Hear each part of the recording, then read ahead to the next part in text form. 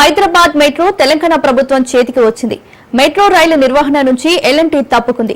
అలాగే ఎల్ఎన్టీ అప్పుల take over కు రేవంత్ ప్రభుత్వం సంసిద్ధత వ్యక్తం చేసింది.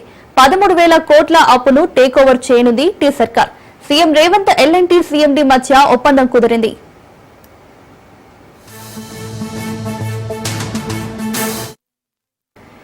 ఇక ఇదే అంశానికి సంబంధించి మరింత సమాచారం మా రిపోర్టర్ రత్నకుమార్ అందిస్తారు. రత్నకుమార్, చెప్పండి.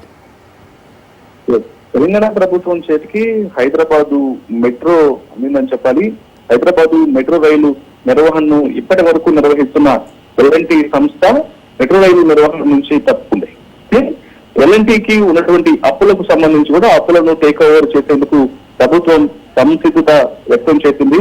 ఇందులో భాగంగానే ఎల్ఎన్టీకి అలాగే తెలంగాణ ప్రభుత్వానికి మధ్య ఒక సయోధ్య అనేది కుదిరింది. మొత్తం 10,000 కోట్ల అప్పును టేక్ ఓవర్ చేయబోతోంది ప్రభుత్వం. అలాగే ఎల్ఎన్టీకి 2,100 కోట్ల రూపాయలను చెల్లించేందుకు కూడా సర్కారు ముందుకు వచ్చింది.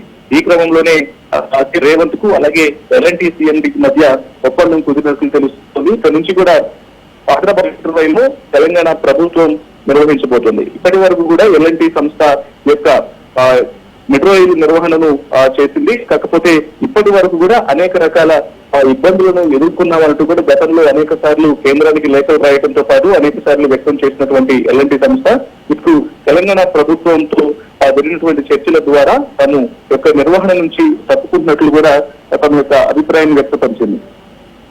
Right Ratnakumar, thank you.